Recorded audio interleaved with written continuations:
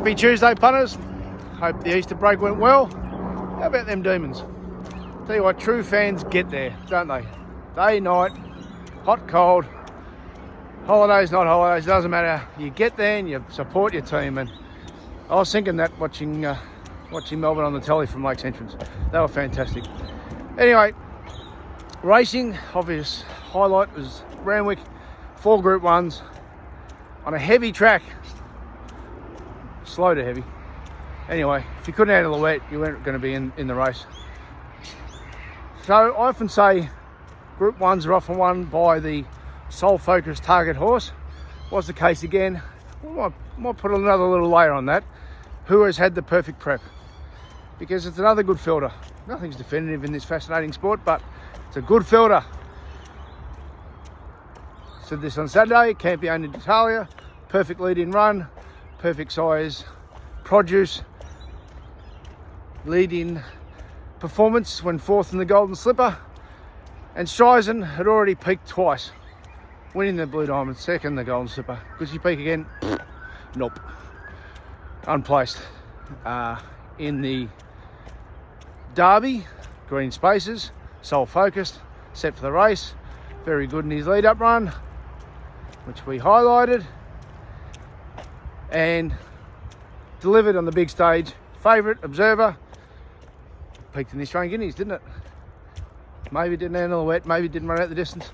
It's funny, sometimes you gotta keep your gut feel on file. After I won the VRC Derby, I thought they'll never run it over a distance again. They know what they're doing. I sometimes do, but I think that is definitely the case now. Whereas unlike green spaces, you'd think it'd be cups bound next spring. TJ Smith, Joliestar, sole focus, set for the grand final. Wins the grand final, perfect lead in with 2 wins. Hadn't peaked though. There's a difference. Strides and peak, Joliestar win. They weren't peaking runs. Saturday was the peak run. Giga Kick, playing first up in Lightning, back on track, perfect lead in. 2nd, Skybird, also perfect lead in run and also handles a wet track. Forgets the 3 others. Jimmysstar, now got shunted early, okay.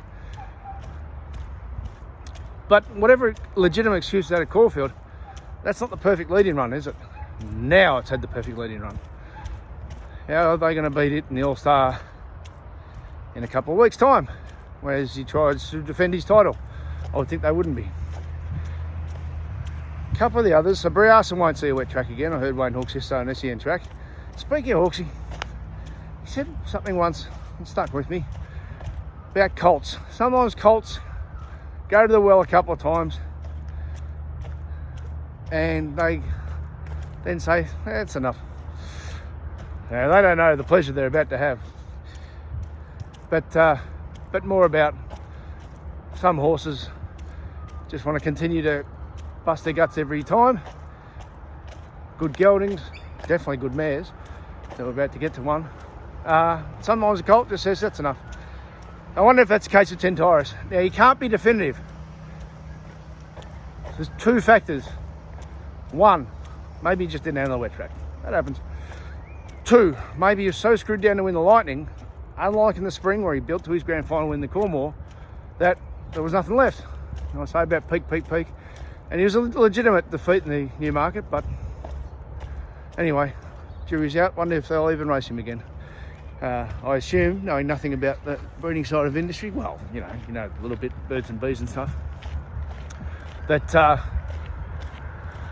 a poor run and runs could diminish his stallion value compared to going out now. So, a bit interesting what happens. Anyways, and then we get to Sheza Alibi. Wowee. Now, have a listen to the year-round Carnival podcast. Vince Cardi gives his take. Seen other very, very good ratings people have had theirs, and saw Dominic Byrne and Adam Blenko. I don't think I've seen Daniel O'Sullivan yet. And they've elevated it from the Randwick Guineas, so I'm assuming Vince, relative to their stuff, Vince probably had the Randwick Guineas win higher. He's actually said that the Doncaster win wasn't as good as the Randwick Guineas. Everyone does things differently. and you can hear Vince's words yourself if you listen to the pod. Basically, and here's where facts come into the art of measuring, you know, with different track, different tempos, different surfaces. Her first 800 metres was 11 lengths slower than the Randwick Guineas. 11 lengths. So the thinking being you can't then produce a bigger figure because it's just mathematically impossible. That's even allowing for ground conditions.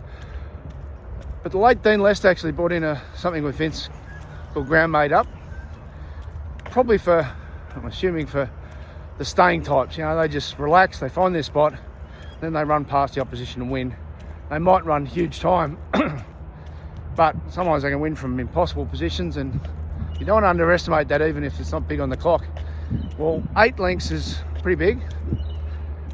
10 lengths is huge. Says Alibi, 15. Wowee.